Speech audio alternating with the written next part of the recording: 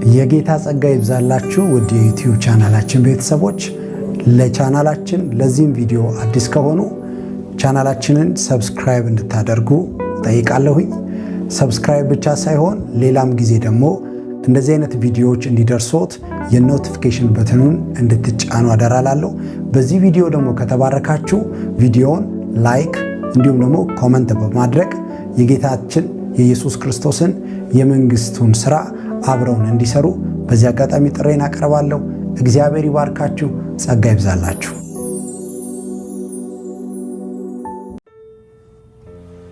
ሃሌሉያ! ክብር ለእግዚአብሔር ይሁን። እግዚአብሔር አምላካችን ጋር እናመሰግናለን። ስለነበረን ጊዜ ሁሉ እግዚአብሔር ስም የተባረከ ይሁን። እግዚአብሔር መልካም አምላክ ነው። እግዚአብሔርን ቃል ሆሴዕ ላይ ታወጡና ባለፈው የጀመርኩትን ዛሬ በማጠቃለል እሞክራለሁ። ሆሴዕ ምዕራፍ 6 ቁጥር 3 ማቴዎስ 16-13 ላይ ደግሞ አነባለሁ። ሁለቱም ክፍሎች በአንድ ላይ መጀመሪያ ሆሴዕ እናንብብ። ሆሴዕ ምዕራፍ 6 ቁጥር 3 ምን ይላል? አነባለሁ፣ ተከታተሉ።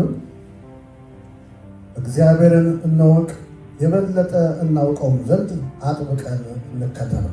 እንደ ንጋት ብርሃን በእርግጥ ይገለጣል፣ ምድርም እንደሚያረሰርስ የበልግ ዝናብ እንደ ክረምትም ዝናብ ወደ እኛ ይመጣል።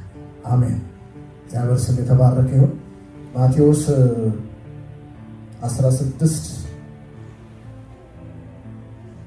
16-13 ደግሞ ኢየሱስ ፊልጶስ ቂሳርያ ወደ ተባለው በደረሰ ጊዜ እንደገና ላንብበው። ኢየሱስ ፊልጶስ ቂሳርያ ወደ ተባለው ግዛት በደረሰ ጊዜ ደቀ መዛሙርቱን ለመሆኑ ሰዎች የሰው ልጅ ማን ይሉታል?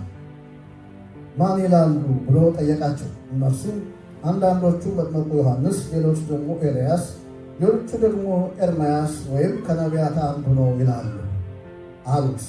እርሱም እናንተስ እኔን ማን እንደሆንሁ ትሉኛላችሁ አላቸው። ስምዖን ጴጥሮስም አንተ ክርስቶስ የሕያው እግዚአብሔር ልጅ ነህ በማለት መለሰለት። ኢየሱስም እንዲህ አለው፣ የዮና ልጅ ስምዖን ሆይ ምስጉን ነህ፣ ይህንን የገለጠልህ በሰማይ ያለው አባቴ እንጂ ሥጋና ደም አይደለም። አንተ ጴጥሮስ ነህ፣ በዚህች ዓለት ላይ ቤተ ክርስቲያንን እሠራለሁ፣ የገሃነም ደጆችም አያሸንፏትም አለ። የመንግሥተ ሰማይን መክፈቻዎች እሰጥሃለሁ፣ በምድር የማያሰርከው ሁሉ በሰማይ የታሰረ ይሆናል፣ በምድርም የምትፈተው ሁሉ በሰማይ የተፈታ ይሆናል ብሎ ቀጥሎ እርሱ ክርስቶስ መሆኑን ለማንም እንዳይናገሩ ደቀ መዛሙርቱን አዘዘ ይላል። እንጸልይና እንቀጥላለን። እግዚአብሔር አባት በጌታ በኢየሱስ ክርስቶስ ስም እጅግ አድርገን እናመሰግናለን። ስምህ የተባረከ ይሁን። ስለነበረን ጊዜ ሁሉ እናከብረሃለን። ቃልህን ከፍተን አንብበናል። የቃል ደጆች እንዲከፈቱልን፣ ኃይልህ እንዲለቀቅልን፣ ሰማያት እንዲከፈቱ በኢየሱስ ክርስቶስ ስም እንጸልያለን። እኔም መናገር እንደሚገባኝ እንድናገር ከናፍርቴን እንድትዳስስ በኢየሱስ ክርስቶስ ስም እንጸልያለን። ለሚሰሙኝ ሰዎች ሁሉ እግዚአብሔር ሆይ አልፈህ እንድትናገር፣ እግዚአብሔር ሆይ እዚህ ላሉትም በሚዲያም ለሚሰሙ ሁሉ ዛሬ እግዚአብሔር ሆይ እንድትናገር በኢየሱስ ስም እንጸልያለሁ። ሁሉ ለአንተ ክብር ይሁን በኢየሱስ ክርስቶስ ስም አሜን። እግዚአብሔር አምላክ ተመሰገነ ይሁን። እግዚአብሔርን ማወቅ ክፍል 2 ነው ዛሬ የምንነጋገረው። ሁለቱም ያነበብናቸው ክፍሎች እንደዚሁ ይህንን ሀሳብ የያዙ ናቸው። እግዚአብሔር አምላክ ተመሰገነ ይሁን። ኢየሱስ ክርስቶስ ጌታ ነው። ስለ እግዚአብሔር ማወቅ እግዚአብሔር ሀሳቡ ምንድን ነው ብትሉ የእግዚአብሔር ሀሳብ 2 ነው። እግዚአብሔርን ስለማወቅ የእግዚአብሔር ሀሳብ ምንድን ነው ካላችሁ 2 ነው። አንደኛው እኛ ያወቅነው እኛ አውቀን የተከተልነው የበለጠ እንድናውቀው ሌሎች ደግሞ እንዲያውቁት፣ በቃ ይሄ። ስለዚህ አውቀናል የምንለው እኛ አይኖቻችን ተከፈተ የምንለው የምናገለግለው የምንከተለው እሱን የበለጠ እንድናውቀው ይሄ አንደኛው ሲሆን፣ ሌላው ደግሞ እሱን ያላወቁት እንዲያውቁት እግዚአብሔር ይፈልጋል። እግዚአብሔር አምላክ ተመሰገነ። ኢየሱስ ክርስቶስ ጌታ ነው። የእግዚአብሔር ስም የተባረከ ነው። ስለዚህ የእግዚአብሔር ደስታ ምንድን ነው ብትሉኝ ሕዝቡ እርሱን እንዲያውቅ፣ እርሱን ሲያውቁት በቃ የእግዚአብሔር ደስታ ልነግራችሁ አልችልም። እዚሁ ምዕራፍ ላይ ማነው የነበርንበት መጀመሪያ ያነበብነው ክፍል ሆሴዕ ላይ ሆሴዕ 6:6 ስታዩ እስቲ እንየው። ሆሴዕ ምዕራፍ 6 ቁጥር 6 ላይ በጣም ይናገራል ግልጽ አድርጎ እግዚአብሔር በቃ እሱን ለሚፈልግ እርሱን ለሚከተል ሰው ያለው ደስታ ከመስዋዕት ይልቅ ምሕረትን ከሚቃጠል መስዋዕት ይልቅ አምላክን ማወቅ እወዳለሁ። ስለዚህ በቃ ከመስዋዕት ከሚቃጠል መስዋዕት በቃ አያችሁ እግዚአብሔር ምን ደስ ይለዋል? የሚቃጠል መስዋዕት ስሙ ሲሸተው ደስ ይለዋል። ከዚያ ይልቅ ደግሞ ይላል አሁን ወረዲ ኢየሱስ ክርስቶስ መስዋዕት ሆኖ ራሱ በክርስቶስ ኢየሱስ መስዋዕትነት ረክቷል። አሁን ሌላ መስዋዕት እግዚአብሔር አይፈልግም። ሌላ የሚታረድ የሚቄስ መስዋዕት አይፈልግም። ስለዚህ አሁን ዛሬ እግዚአብሔር ምንድን ነው የሚፈልገው ብትሉ ከሚቃጠል መስዋዕት ይልቅ እሱን ለማወቅ የሚፈልገው ሰው በቃ በሱ ይደሰታል። እግዚአብሔር አምላክ ተመሰገነ። በቃ ይሄ እንደዛ ነው የሚለው ሆሴዕ ምዕራፍ 6 ቁጥር 6 በተለይ በድሮ ትርጉም የበለጠ ግልጽ አድርጎ ይናገራል። እግዚአብሔር ይመስገን ስሙ የተባረከ። ስለዚህ እግዚአብሔር ደስታ ምንድን ነው የምትሉኝ? እሱን በሚፈልጉ። ስለዚህ እኛ አሁን እሱን ለማወቅ በምንጥረው በእኛ እግዚአብሔር ይደሰታል። እግዚአብሔር ይመስገን። እግዚአብሔር ደስ ይለዋል። ከመስዋዕት ይልቅ ምሕረትን ከሚቃጠል መስዋዕት ይልቅ እግዚአብሔርን ማወቅ እወዳለሁ። በድሮ ትርጉም እግዚአብሔር ይመስገን። ከሚቃጠል መስዋዕት ይልቅ እግዚአብሔርን ማወቅ እሱን ማወቅ እግዚአብሔር ያን ይወዳል። ስለዚህ እኛ ደግሞ እሱን ለማወቅ ወደናል። እግዚአብሔር አምላክ ተመሰገነ ይሁን። መጨረሻ ላይ በኋላ ላይ እናገራለሁ። እኛ ወደን እንፈልገዋለን፣ ወደን ለማወቅ እንተጋለን። አማራጭ ደግሞ የሌለው ነው። እግዚአብሔር አምላክ ተመሰገነ። ኢየሱስ ክርስቶስ ጌታ ነው። እሱን ለማወቅ በማይፈልጉ በቃ እሱን ኢግኖር በሚያደርጉ ላይ የእግዚአብሔር ቁጣ አለ እና እኛ ግን ወደን እኛ ግን ደስ ብሎን እሱን ለማወቅ እንተጋለን። እግዚአብሔር አምላክ ተመሰገነ። ኢየሱስ ክርስቶስ ጌታ ነው። ሃሌሉያ። እግዚአብሔርን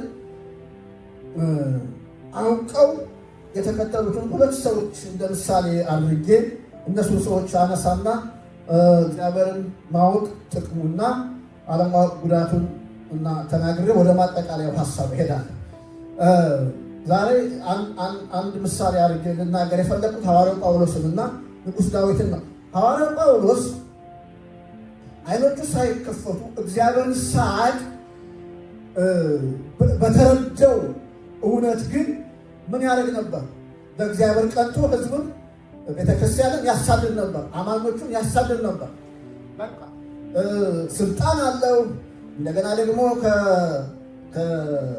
ከዚህ ከጻፎች ከቆዩት ከእንትኖች ስልጣን ተቀብሎ ወረቀት ተቀብሎ ከቦታ ቦታ ያሳድድ ነበር እና የሐዋርያ ሥራ ምዕራፍ 9 ላይ እናውቃለን ታሪኩን። ጌታ ደግሞ ፊት ለፊት ተገናኘው። በእኩለ ቀን ነው፣ በኃይለኛ ብርሃን ነበር። ከዚያ በብዙ እጥፍ በሆነ ብርሃን ተገናኘው፣ ማየት እስከማይችል ድረስ ማለት ነው።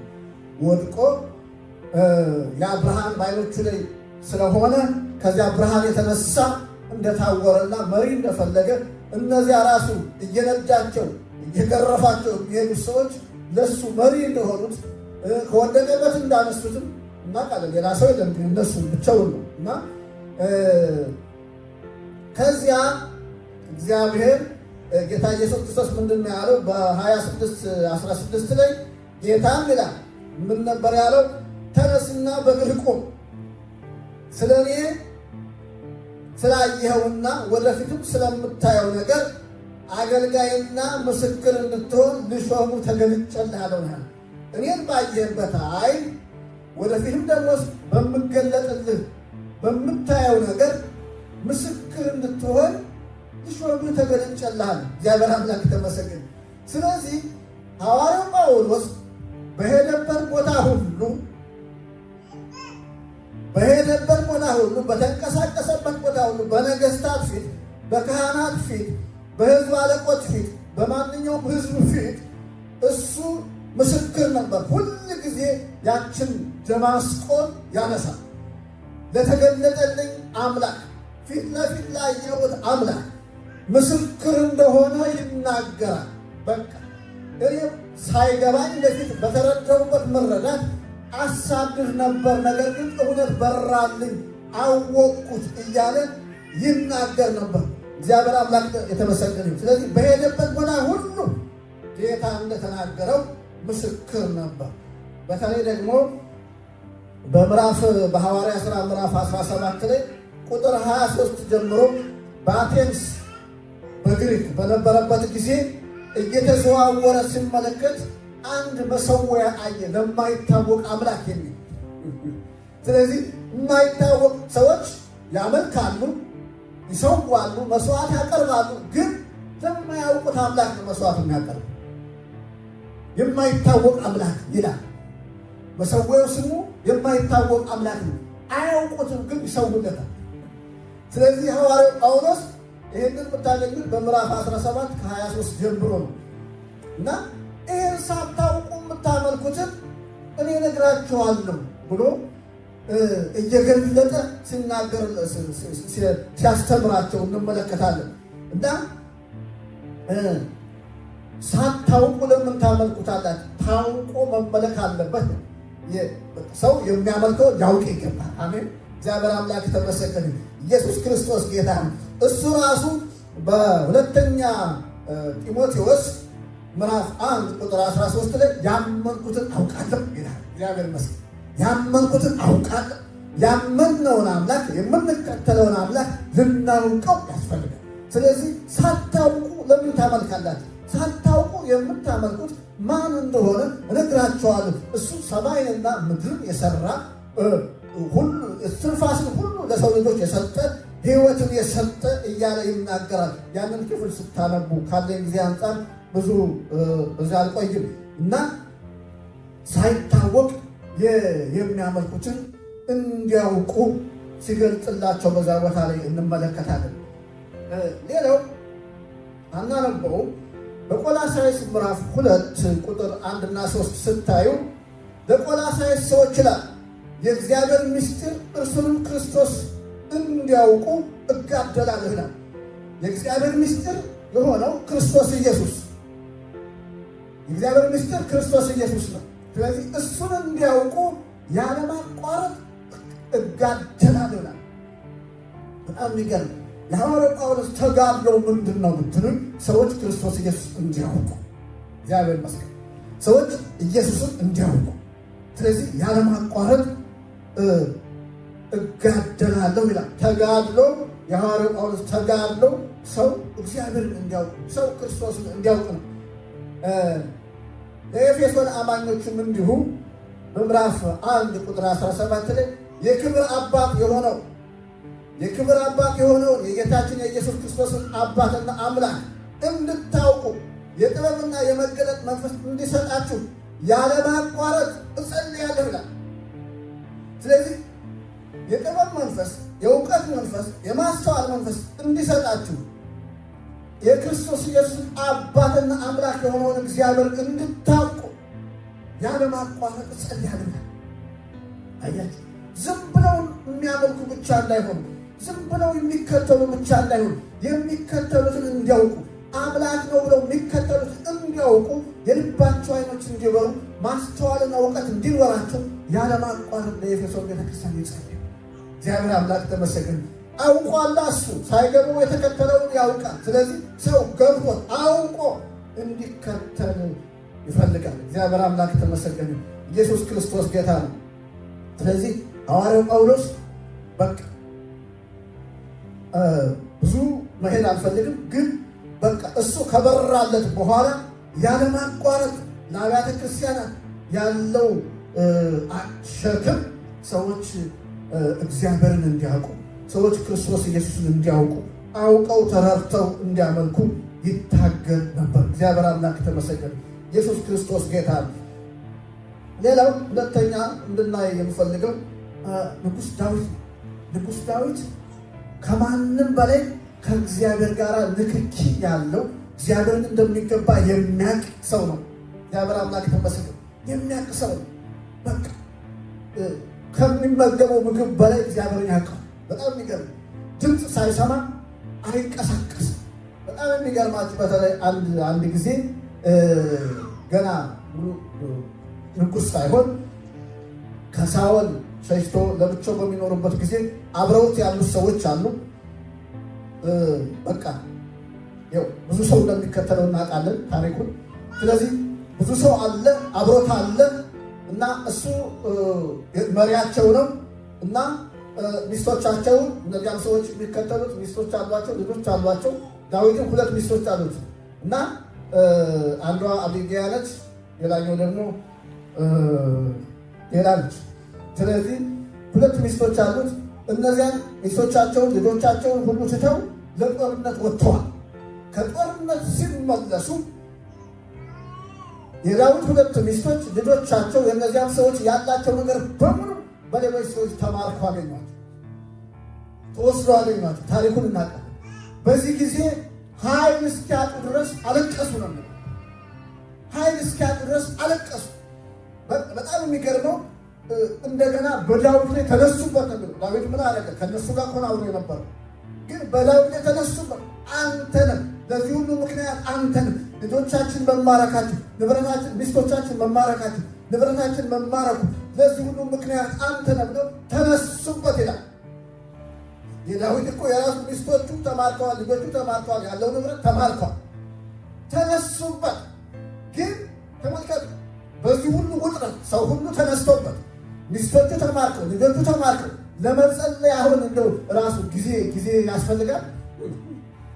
የእግዚአብሔርን ፈቃድ ለማወቅ አሁን ጊዜው ያስፈልጋል። በዚህ ጊዜ ዳዊት ግን ምንድን ነው ያለው? እግዚአብሔር ሆይ ልውጣን፣ ፈቃድ ነው፣ ትመልስልኛለህ፣ ምርኮውን ትመልስልኛለህ፣ አገኛቸዋለህ፣ ልውጣን።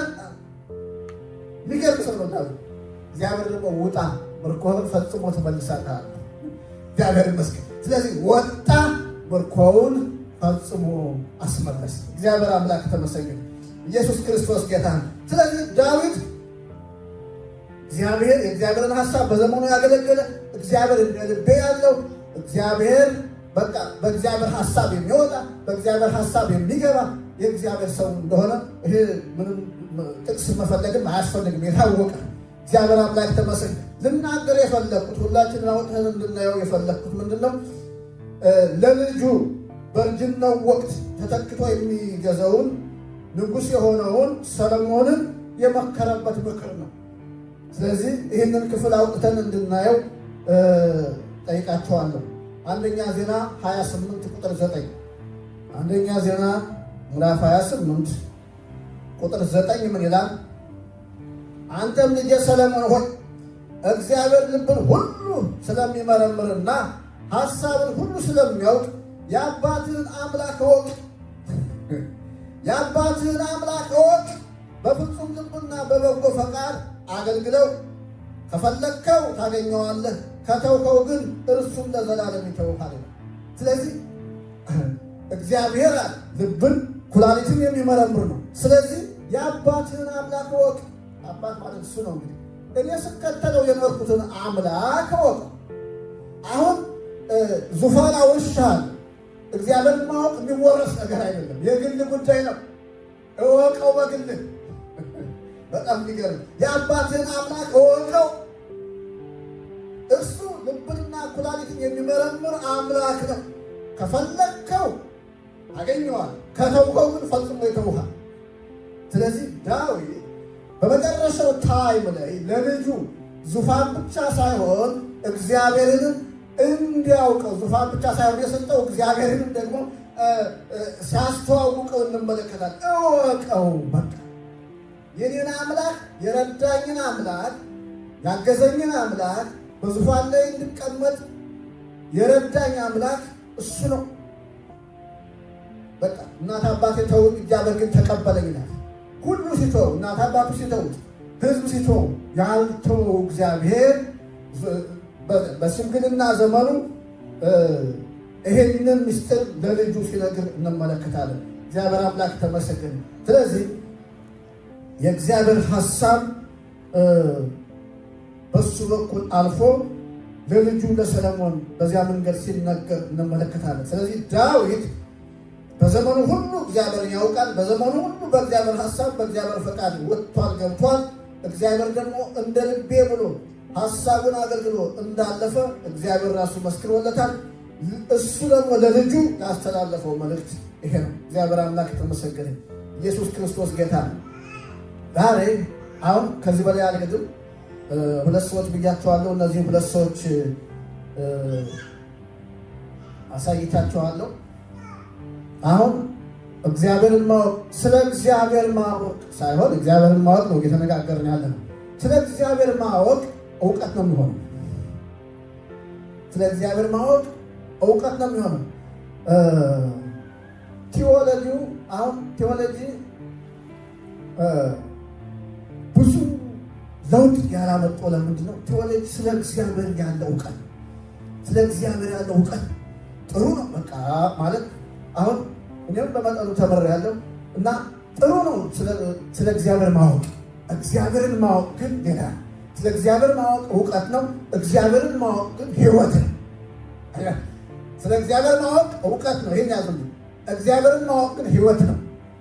ይህንን የምናገኘው ጌታ ኢየሱስ ክርስቶስ ራሱ የተናገረው ቃል ነው። በዮሐንስ ወንጌል ምዕራፍ 17 ቁጥር 3 ታወጡልኝና ያንን እናያለን። ዮሐንስ ወንጌል ምዕራፍ 17 ቁጥር 3 እውነተኛ አምላክ የሆንከውን አንተንና የላከውንም ኢየሱስ ክርስቶስን ያውቁ ዘንድ ይህች የዘላለም ሕይወት ናት። እውነተኛ አምላክ የሆንከውን አንተንና የላከውን ኢየሱስ ክርስቶስን ያውቁ ዘንድ ይህች የዘላለም ሕይወት ናት። ሃሌሉያ! እግዚአብሔር አምላክ ተመሰገነ። ስለዚህ እግዚአብሔርን ማወቅ ሕይወት ነው። ስለ እግዚአብሔር ማወቅ ግን እውቀት ነው። ስለዚህ ለእውቀት ሳይሆን ለሕይወት እግዚአብሔር ሲፈለግ ለእኛ በረከት ይሆንልናል። እግዚአብሔር ደግሞ ይከብራል። እግዚአብሔር አምላክ ተመሰገነ። ኢየሱስ ክርስቶስ ጌታ ነው። ስለዚህ እግዚአብሔርን ለማወቅ ምንድን ነው አስፈላጊ ነገሩ? ማለት እንዴት ነው እግዚአብሔርን የምናውቀው ካልን ቅድም እንዳልኳችሁ ሆሴዕ ላይ ምዕራፍ 6 ቁጥር 3 ላይ እግዚአብሔርን እናውቀውም ዘንድ እንከተለው ይላል። እግዚአብሔር የሚታወቀው እንዴት ነው? በመከተል። እንዲያውም እዛ ላይ ሲናገር አጥብቆ መከተል እንደሚያስፈልግ ይናገራል። ሲደግመን እናየው። አሁን እዛ ሆሴዕ ላይ እግዚአብሔርን እንከተል እናውቀውም ዘንድ አጥብቀን እግዚአብሔርን እንወቅ የበለጠ እናውቀውም ዘንድ ነው። የበለጠ እናውቀውም ዘንድ አጥብቀን እንከተል። አያችሁ? ስለዚህ የበለጠ እናውቀው ዘንድ ምንድነው? እግዚአብሔርን ለማወቅ አጥብቆ መከተል። አጥብቆ መከተል ማለት በቃ የበለጠ መትጋት፣ መጠጋት ማለት አያችሁ? ባለፈ ጊዜ ለመናገር እንደሞከርኩት ቅድም ያነበብነውን ክፍል ማቴዎስ 16 ከ13 ጀምሮ አያችሁ? በርቀትም ይከተሉ አሉ። አጥብቀው አልፈለጉትም፣ አልተጠጉም። እነዚያ ሰዎች ምንድን ነው የሚያደርጉት? ከደቀ መዛሙርቱ ውጭ ያሉት ህዝቡ ማለት ነው ይከተላል። ጌታን ይከተላሉ። ጌታ ደግሞ ይፈውሳቸዋል፣ ህመማቸውን ይፈውሳቸዋል። በምድረ በዳ ደግሞ መና ሄደለም ታምራት እያደረገ ይመግባቸዋል።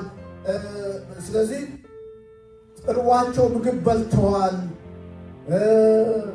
በቃ ያልሆነላቸው ነገር የለም። በሽታቸው ተፈውሷል። ጥያቄያቸው ተመልሷል። አጋንንቶቻቸውን ያስወጣላቸው ነበር። በቃ ሲከተሉት ይህን ያደርግላቸው። ግን ምን ያህል ያውቁኛል ብሎ ሲጠይቅ ግን ውዥንብር የሆነ ነገር ነው። ስለ ኢየሱስ የነበራቸው እውቀት የተለያየ ነገር ነው። እንደ መጥምቁ ዮሐንስ አድርገው ስለውታል። እንደ ኤልያስ አድርገው ማነው ኢሳይያስ አድርገው ኤርምያስ አድርገው ከነቢያት አንዱ አድርገው ነው ኢየሱስን የገመቱት። እያችሁ ኤልያስ ተሳስቼ ነው። ኤልያስ አላለ የለም እና መጥምቁ ዮሐንስ ብለውታል፣ ኢሳይያስ ብለውታል፣ ኤርምያስ ብለውታል፣ ከነቢያት ደግሞ አንዱ ብለውታል። ስለዚህ በርቀት ነው የሚከተሉት።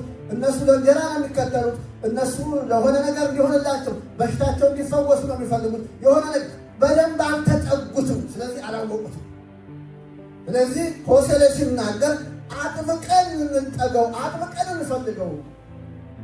አጥብቀን ስንከተለው የበለጠ ማወቅ እንደምንችል የሚናገር ክፍል።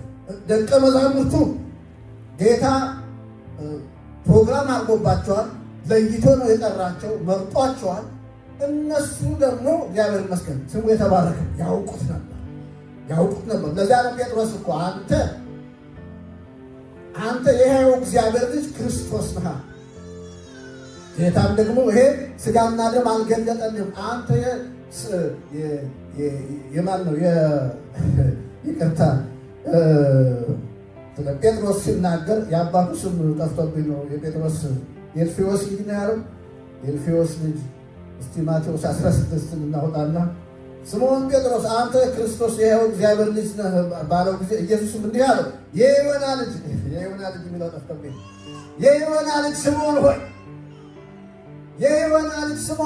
አንተ ብፁዕ ነህ፣ ሥጋና ደም ይህንን አልገለጠልህም። ስለዚህ በሰማይ ያለው አባቴ ገልጾልሃል እና አንተ ብሩክ ነህ። ስለዚህ በዚች ዓለት ላይ ማለት በዚህ ጴጥሮስ ማለት ማነው? ስምዖን ማለት ሸምበቆ ማለት ነው ብያቸዋለሁ ባለፈው፣ የሚወዛወዝ ማለት። ስለዚህ ያገኘ ነገር ያወዛውዘው ነበር ማለት ነው። አሁን ጌታ ቀየረና ጴጥሮስ አለው። ጴጥሮስ ማለት ዓለት ማለት ነው። ስለዚህ በዚች ዓለት ላይ በዚህ እምነት ላይ አሁን በተገለጠ ለመገለጥ ቤተክርስቲያንን እሰራታለሁ።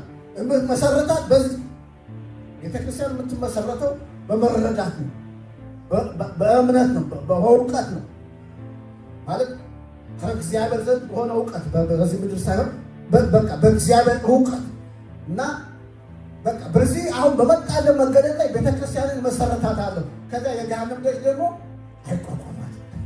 እግዚአብሔር ስም የተባረከ ስሙ የተባረከ። ስለዚህ ጴጥሮስ አወቀ። አያችሁ፣ ጴጥሮስ ጌታ ኢየሱስ ማን እንደሆነ አወቀ። ሌሎችም ያውቃሉ፣ ግን ባለፈው ነግሬያቸዋለሁ። አሁን ከዚህ ሌላ ደግሞ ዮሐንስ የበለጠ ስለ ጌታ ኢየሱስ ክርስቶስ ያውቅ ነበር እና የሆነ ነገር ሲሆን ዮሐንስን ነው የሚጠይቁት። መጽሐፍትን ስታነቡ ስታጠኑ የምታገኙት የሆነ ምስጢር ሲሆን እስቲ ንገረን ምን አለ? ወደ ደረቱ ጠጋ ብሎ እሱ ደግሞ ይጠይቃል። እሱ አጠገብ ነው የሚቀመጠው። ጠጋ ብሎ ደረቱ ጋር በቃ ምስጢሩን ይነግረዋል እና ስለዚህ አጥብቆ የበለጠ መጠጋት እሱን ማወቅ እንደሚቻል በዮሐንስ ደግሞ እንመለከታለን። ዮሐንስ አጥብቆ ይጠጋ ነበር። ስለዚህ ዮሐንስ ምስጢርን ያውቃል። ለሌሎቹ ደቀ መዛሙርቶቹ ይነግራቸው ነበር። ነግሬያቸዋለሁ ባለፈ ጊዜ ያዕቆብና ዮሐንስ፣ ጴጥሮስ እነዚህ ሶስቱ ከሌሎቹ የተለየ ከጌታ ጋር ንክኪ ነበራቸው። አማር ናቸው። ምስጢራት ይገልጽላቸው ነበር። ተራራ ላይ ወስዶ ሲለወጥ ልብሱ በምድር ላይ ያለ አጣቢ ያነጸው በማይችል መንገድ ልብሱ ሲለወጥ፣ ሰውነቱ ሲለወጥ አይተዋል። ያ ብቻ አይደለም። ኤልያስና ሙሴ ተገልጠው ሲናገሩ የእግዚአብሔር ድምፅ ደግሞ የምወደው ልጄ እሱ ነው፣ እሱን ስሙት የሚል ድምፅ ሁሉ ሰምተዋል እና ሌሎቹ አልሰሙ። ሌሎቹ ሌላ ቦታ ታጅዳቸዋል። ይሄ በተራራ ላይ ነው። እነዚህ ሶስቱ የተለየ ድምፅ ሰምተዋል፣ የተለየ ምስጢር ተረድተዋል፣ የተለየ እውቀት አላቸው እና ጌታ ደግሞ ይሄ የሰው ልጅ እስከሚከብር ድረስ ለማንም እንዳትነግሩ ምስጢር አድርጉ አድርጓል እና እነዚህ የተለየ ከጌታ ጋር ከህዝቡ ደቀ መዛሙርቱ የበለጠ እውቀት አላቸው። ከደቀ መዛሙርቱ ሁሉ ደግሞ ሶስቱ የበለጠ ስለ ጌታ ያውቃሉ። ከሶስቱ ደግሞ ጴጥሮስ ማነው ዮሐንስ የበለጠ ያውቃል። ይህንን እንድትይዙልኝ ነው የምፈልገው። እግዚአብሔር አምላክ ተመሰገን። ይሄ ለምንድን እንዲሆነው ካላችሁ የበለጠ ስለቀረቡት ወደ እሱም ደግሞ ስላቀረባቸው። ስለዚህ እግዚአብሔር አምላክን እናመሰግነዋለን። ጌታን ለማወቅ የመጀመሪያው አንደኛው ነጥብ መከተል። ስንከተል ደግሞ አጥብቀን መከተል፣ በቃሉና በጸሎት መከተል። አጥብቀን ስንከተለው በቃሉና በጸሎት ስንከተለው እሱ ደግሞ በቃ ራሱ የበለጠ ይገልጥልናል። አሁን ከተረዳነው በላይ ይገልጥልናል። እግዚአብሔር አምላክ ተመሰገነ። ኢየሱስ ክርስቶስ ጌታ፣ ሃሌሉያ፣ ስሙ የተባረከ። ስለዚህ ያን ጊዜ ምን ይላል? ሆሴዕ ላይ ቅድም ያነበብነው እንደ ወገግታ ተዘጋጅቶ እናገኘዋለን ይላል። ሃሌሉያ! እግዚአብሔርን ለማወቅ በጣም በተጠጋንኩት እሱ ደግሞ እንደ ማለዳ ወገግታ ይልልናል። አንድ ቀን እግዚአብሔር ይመስገን ስሙ የተባረከ ወገግ ይልልናል። እንደ ማለዳ ወገግታ፣ እንደ ክረምት ዝናብ ይላል። እንደ ክረምት ዝናብ የማለዳ ወገግታ ሲመጣ፣ ኃይለኛ ብርሃን ሆኖ ሲመጣ ተመልከቱ። ወገግታ ነው፣ ገና እየጨመረ ነው የሚሄደው። የጻድቃን መንገድ እንደ ንጋት ብርሃን ነው ይላል ምሳሌ 18:4 ላይ። እንደ ማለዳ ብርሃን ሙሉ ቀን እስኪሆን ድረስ እየተጨመረ ይበራል ይላል። ስለዚህ ሙሉ ቀን እስኪሆን ድረስ ነገሩ እየጨመረ ነው የሚሄደው። እግዚአብሔርን ማወቃችን ማለት ነው። እና ስለዚህ የእግዚአብሔር ብርሃን ሲመጣ ምን ያደርጋል? ጨለማችን ያበራል። እሱን አላሳይ ያለ ነገራችን በሙሉ ስፍራ ይለቃል ማለት ነው። ስለዚህ እንደ ወገግታ ሆኖ ይመጣል። ያ ብቻ አይደለም፣ እንደ ክረምት ዝናብ፣ እንደ ኃይለኛ ዝናብ ሆኖ ይመጣል። ያረሰርሰናል ማለት ነው። እግዚአብሔር ይመስገን ያረሰርሰናል። እግዚአብሔር አምላክ ተመስገን። ስለዚህ እግዚአብሔር እንደዚያ ስለሆነ እንከተለዋለን። ወደ መጨረሻ ላይ ደግሜ ትንሽ ሀሳቦችን ስለምናገር አሁን ሌላኛውን ሳይድ ደግሞ ነክቶ ማለፍ ጥሩ ነው። የሚሰሙንም ሰዎች ብዙ አይነት ሰዎች ስለሚሆኑ እግዚአብሔርን አለማወቅስ ያለው ጉዳት ምንድን ነው? ያንን ትንሽ ማየት ያስፈልጋል። እግዚአብሔርን በቃ በማያውቁት ላይ የእግዚአብሔር ሀሳብ ምንድን ነው ካላችሁን፣ ለምሳሌ ሮሜ ምዕራፍ 1 ቁጥር 28 እስከ 30 ስታዩ እግዚአብሔርን ለማወቅ ባልወደዱት መጠን ለማይረባ አእምሮ አሳልፎ ሰጣቸው ይላል። ሮሜ ምዕራፍ 1 ቁጥር 28 እስከ 30 ስታዩ እግዚአብሔርን ለማወቅ አልወደዱም። እግዚአብሔርን ኢግኖር አድርገውታል። ስለ እግዚአብሔር ማወቅ ምንም ፍላጎት የላቸው። ስለዚህ እግዚአብሔር ደግሞ ለማይረባ አእምሮ ለከንቱ ነገር አሳልፎ ሰጣቸው። ስለዚህ የሚገባውን ትተው የማይገባውን አደረጉ ይላል። ሴት ለሴት ወንድ ለወንድ እንደሆኑ ይሄ አሁን የምናየው ነገር ከዛ የተነሳ እንደሆነ የእግዚአብሔር ቃል ይነግረናል። ለምን? እግዚአብሔርን ለማወቅ አልፈለጉም። ለእግዚአብሔር ቦታ አልሰጡትም። እግዚአብሔርን ኢግኖር አደረጉት። ስለዚህ እግዚአብሔር ደግሞ ለራሳቸው ምኞት፣ ለራሳቸው ሀሳብ ተዋቸው ይላል። ይሄ በጣም እንዴት አይነት አደገኛ እንደሆነ ተመልከቱ። ስለዚህ ይሄ አሁን የምናየው ነገር በሙሉ እርኩሰቱ ከዚያ የተነሳ እንደሆነ እንመለከታለን። ሌላው መሳፍንት ላይ አንድ ክፍል አውጥተን እንድናይ እንመለከታለን እፈልጋለሁ። መሳፍንት ላይ አንድ ክፍል አውጥተን እንመልከት። መሳፍንት ምዕራፍ 2 ቁጥር 12 ላይ ምዕራፍ 2 ቁጥር 12 ከቁጥር 10 ጀምሮ ላምነው ያሉት ትውልድ ወደ አባቶቹ ከተከማቹ ያ ሁሉ ትውልድ ወደ አባቶቹ ከተከማቹ በኋላ እግዚአብሔርንም ሆነ እርሱን እስቲ ከቁጥር 8 ጀምሮ ላምነው የእግዚአብሔር አገልጋይ የነነዌ ልጅ ኢያሱ በሞተ በ110 ዓመቱ ሞተ። የእግዚአብሔር አገልጋይ የነነዌ ልጅ ኢያሱ በ110 ዓመቱ ሞተ። እነርሱም በኮረብታማው በኤፍሬም አገር በምትገኘው ከከነዓን ተራራ በስተሰሜን ባለችው በራሱ ርስት ላይ በተምራ ቀበሩት ይላል። ያ ሁሉ ትውልድ ወደ አባቶቹ ከተከማቸ በኋላ እግዚአብሔርንም ሆነ እርሱ ለእስራኤል ሕዝብ ያደረገውን ነገር የማያውቅ ሌላ ትውልድ ተነሳ ይላል። እግዚአብሔርንም ሆነ እግዚአብሔር የሰራውን ነገር የማያውቅ ሌላ ትውልድ ተነሳ። አያችሁ፣ ተነሳ። ከዚያም እስራኤላውያን በእግዚአብሔር ፊት ክፉ ነገር አደረጉ፣ የበዓልን አማልክትንም አመለኩ ይላል።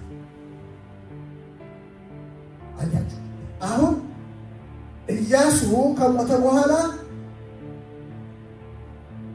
ያ ትውልድ የቀረው ትውልድ እግዚአብሔር ያደረገውን ታምራት እግዚአብሔር ከሕዝቡ ጋር ሆኖ ያደረገውን ድንቅ ነገር አላወቁም፣ እግዚአብሔርንም አላወቁም። ስለዚህ ያ ትውልድ ምን ሆነ? ጣዖት አምላኪ ሆነ። እግዚአብሔርን አለማወቅ ሌላ ጉዳቱ ምንድን ነው? በቃ የባዕድ አምልኮ ተከታይ ይሆናል።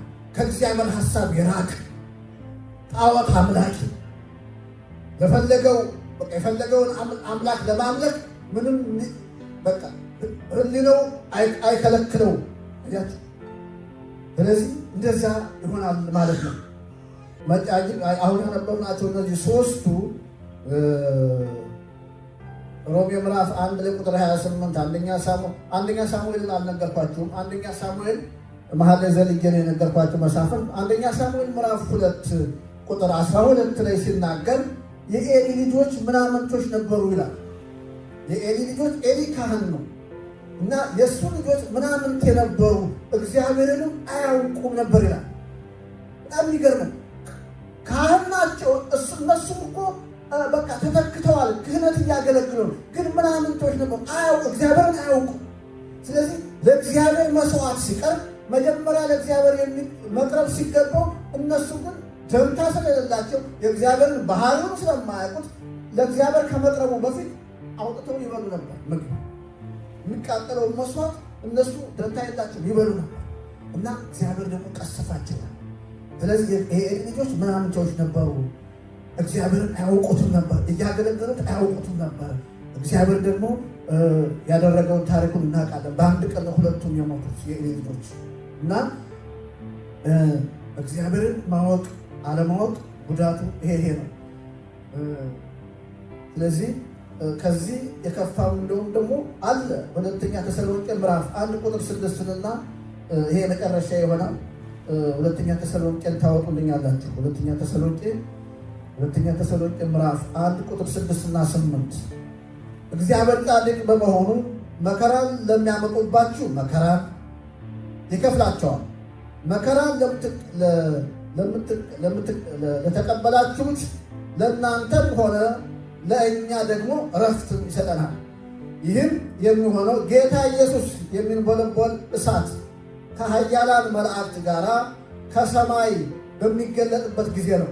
በዛም ጊዜ እግዚአብሔርን የማያውቁትንና ለጌታችንም ለኢየሱስ ወንጌል የማይታዘዙትን ይበቀላል። ሐዋርያው ጳውሎስ አሁን የሚናገረው ምንድን ነው? በማያምኑ ሰዎች መከራ የሚቀበሉ ሰዎች አሉ። እግዚአብሔር ይላል ከቅዱሳን መላእክቱ ጋር በሚንቦለቦል እሳት ሆኖ ሲገለጥ፣ በክብር ሲገለጥ፣ አሁን መከራ ለሚያሳያችሁ መከራ ለምትቀበሉት ለእናንተ ደግሞ ክብር ሊሰጣችሁ ይመጣል። ይሄ ብቻ ግን አይደለም። የማያምኑትን አሁን ሰይጣን እርኩሳን መናፍስትን ብቻ ሳይሆን እግዚአብሔር ሊበቀል የሚመጣው የማያምኑትንም ደግሞ ይበቀላል። አሁን እግዚአብሔር እድል ሰጥቷል፣ ጊዜ ሰጥቷል። ኃጢአተኛው እንደፈለገ ሲሆን ዝም ይላል። አመንዝረው እንደፈለገ ሲሆን ዝም ይላል። ሰዶሙን ሌዝቢያውን ዝም ይላል። በቃ እግዚአብሔር የማይታዘዘው በሙሉ ዝም ይላል። አንድ ቀን ግን የሚያበቃበት ጊዜ አለ። እግዚአብሔር ሰይጣንና የእሱን ተከታዮች ለመበቀል ብቻ ሳይሆን ክፉ ሰዎችንም ደግሞ እግዚአብሔርን የማያውቁትን ደግሞ ሊበቀል ይመጣ ይላል። ስለዚህ ይሄ በጣም በሕያው እግዚአብሔር ፊት መውደቅ እንዴት የሚያስፈራ ነው ይላል። ይሄ ከባድ ነው። ስለዚህ እግዚአብሔር እድል ሰጥቷል። እግዚአብሔርን ማወቅ በዚህ ጊዜ እድል ነው። እግዚአብሔር አምላክ የተመሰገነ። ኢየሱስ ክርስቶስ ጌታ ነው። ስለዚህ እግዚአብሔር የማያውቁ ሰዎች እንግዲህ እንደዚህ አይነት እድል ነው ያለ ማለት ነው። ግን ቻንስ አለ፣ አሁንም ተስፋ አለ። ወደ እግዚአብሔር መመለስ፣ እግዚአብሔርን ማወቅ አሁንም ጊዜ አለ። እግዚአብሔር እድል ሰጥ አልዘጋውም። ለዚህ ለሚመለሱ እግዚአብሔር አሁን ቸር ነው። ሌላው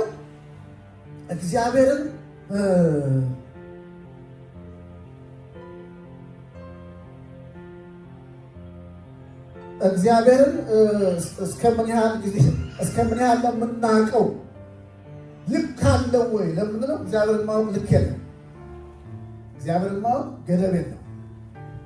እግዚአብሔርን አሁን በምድር ላይ ከሰው ልጆች ሁሉ በላይ እንደ ሙሴ እግዚአብሔርን ያወቀ ሰው የለም። እንደ ሙሴ እግዚአብሔርን ተናግረዋል።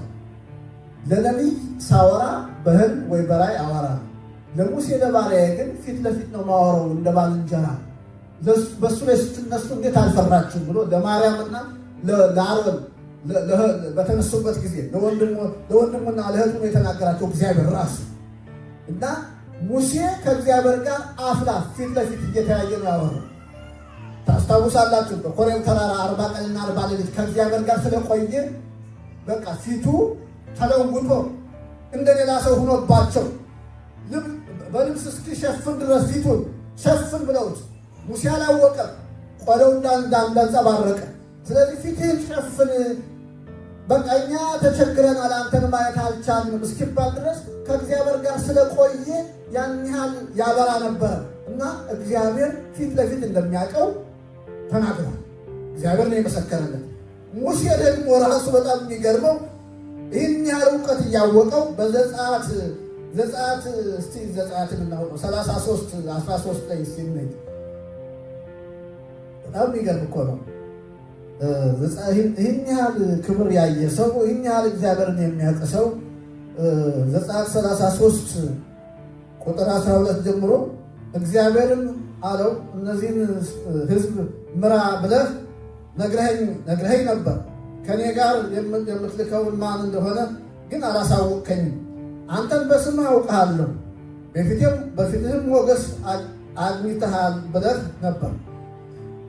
በእኔ ደስ ተሰኝተህ ከሆነ አንተን አውቅህና ያለማቋረጥ በፊትህ ሞገስ አገኝ ዘንድ መንገድህን አስተምረኝ፣ ይህም ሕዝብ የአንተ ሕዝብ መሆኑን አስታውስ። አሁን በጣም ቢገርም እኮ ሙሴ እግዚአብሔርን እንደሚያውቀው ነግሬያቸዋለሁ። ሙሴ ደግሞ አሁን ከፍ ብሎ ስታዩ እኮ ራሱ በዚሁ ምዕራፍ ላይ ቁጥር 7 ላይ ሙሴ የመገናኛውን ድንኳን ከህዝቡ ወጣ እያደረገ ይተክል ነበር እና የማደሪያውን ድንኳን እና የመገናኛ ድንኳን ብሎ ጠራው ይላል። እና ሙሴ ወደ ድንኳኑ ሲሄድ ህዝቡ ሁሉ ይነሳ ነበር። ሙሴ ድንኳኑ ውስጥ ሲገባ እግዚአብሔር በደመና መልክ ይመጣና በሩ ጋር ይቆማል። የደመና አንድ ሰው ሁሉ እያየው፣ የእስራኤል ሰዎች በሙሉ እያዩት ያ የክብር ደመና ድንኳኑ በር ላይ ይቆማል። ከዛ ሙሴ አውርቶ ከእግዚአብሔር ጋር ተነጋግሮ ሙሴ ወደ ቤቱ ይመለሳል። እና አሁን ይሄ ቁጥር 7 ላይ ነው። ይሄኛው ደግሞ 12 ላይ ነው። እና ሙሴ ምን አለ? አንተን በስም አውቃለሁ፣ ግን አሁን ይህ ህዝብ ደግሞ ይዘህ ውጣ ብለኸኛል። ይህ ህዝብ እኮ ደግሞ የአንተ ህዝብ እንደሆነ አትርሳ። ስለዚህ ይህንን ህዝብ ይዤ የምወጣ ከሆነ ከኔ ጋር የምትልከውን አላሳወቅከኝም። አንተን አውቅህና ያለማቋረጥ በፊት ሞገስ አገኝ ዘንድ መንገድህን አስተምረኝ፣ ይህ ህዝብ ደግሞ የአንተ ህዝብ ነው ይላል። ስለዚህ እንደገና ሊያውቀው ይፈልጋል። አሁንም ሊያውቀው ይፈልጋል። እና ይህ ማለት ምንድን ነው? እግዚአብሔር ታውቆ አያልቅም። አሜን። እግዚአብሔር ይመስገን። እግዚአብሔር ታውቆ አያልቅም። አይደለም በምድር ላይ በሰማይ ታውቆ አያልቅም። 24ቱ ሽማግሌዎች አክሊላቸውን አስቀምጠው ያለማቋረጥ የሚሰግዱለት ተጎንብሰው ቀና ሲሉ ሌላ ክብር ስለሚሆን፣ ተጎንብሰው ቀና ሲሉ ሌላ ክብር ስለሚሆን፣ ስለዚህ አይደለም በምድር ላይ በሰማይ ታውቆ አያልቅም። ስለዚህ እግዚአብሔርን ለማወቅ ገደብ የለም፣ ገደብ የለም። እግዚአብሔር አምላክ ተመሰገነ። ጌታ የተመሰገነ ነው። አሁን ወደ ማጠቃለያ ይወዳለሁ። ስለዚህ እርሱን ስናውቅ ህይወታችን ነው። እርሱን ማወቅ ህይወት ነው። እርሱን ማወቅ ብርሃን ነው። እንደ ወገግታ ሆኖ ይመጣል። ህይወታችን በብርሃን ይሞላዋል። እሱን ማወቅ እንደ ክረምቱ ዝናብ ነው ብሏል። ህይወታችን ያረሰርሰዋል። እግዚአብሔር አምላክ የተመሰገነ። ኢየሱስ ክርስቶስ ጌታ ነው። ሃሌሉያ። እርሱን ማወቅ ደግሞ ብርታታችን ነው።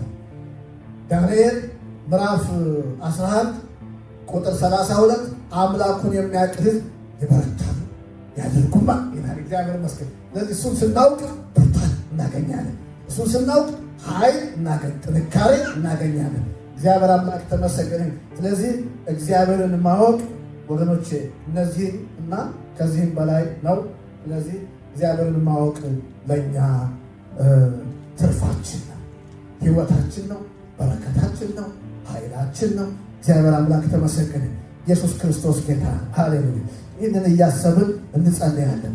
እግዚአብሔርን ማወቅ እንዲሆንልን ማደፋፍራችሁ በቃ እግዚአብሔርን ለማወቅ እንትጋ፣ በቃል እንትጋ፣ በጸሎት እንትጋ፣ በቃ ራሳችን በቅድስና እንትጋ። እግዚአብሔር አምላክ ተመስገን። ያን ጊዜ እግዚአብሔር እንደ ማለዳ ወገግታ ሆኖ እናገኘዋለን። እግዚአብሔር ይመስገን። እንደ ክረምት ዝናብ ሕይወታችን ያረሰርሰዋል። ኃይላችን እንደ ንስር ያድሰዋል። እግዚአብሔር አምላክ ዘመናችን የፍሬ ዘመን፣ ዘመናችን የበረከት ዘመን፣ ዘመናችን የድል ዘመን፣ ዘመናችን የመከናወን ዘመን ያደርግልናል። እግዚአብሔር አምላክ ተመስገን። እግዚአብሔር አባት በጌታ በኢየሱስ ክርስቶስ እጅግ አድርገን እናመሰግናለን። ይሄ ቃል ጌታ ሆይ 100 ፍሬ ያፍራል። አንተን ማወቅ ፈልገናል። አንተን የበለጠ እንድናውቅ ደግሞ እግዚአብሔር ሆይ በኢየሱስ ክርስቶስ አእምሯችን ክፈትልን፣ ልባችን ክፈትልን። እግዚአብሔር ሆይ በኢየሱስ የቃልን ኃይል ይምጣልን። የጸሎት መንፈስ በእኛ ላይ ይምጣል። እግዚአብሔር ሆይ መጠቃት እንፈልጋለን። አንተ በረዳህን መጠን፣ አንተ ባገዝከን መጠን ነውና ስለዚህ እንድትረዳን በኢየሱስ ክርስቶስም የመረዳት ባለጸግነት መንፈስ ወደ እኛ እንዲመጣ በኢየሱስ ክርስቶስም እንጸልያለን። ሁሉ ለአንተ ክብር ይሁን። ይሄ ቃል 100 ፍሬ ያፍራል። ለቃሚ አጋንንታዊ ወፎች በኢየሱስም የታሰሩ ይሁን። አመሰግናለሁ። ስምህ የተባረከ ይሁን በኢየሱስ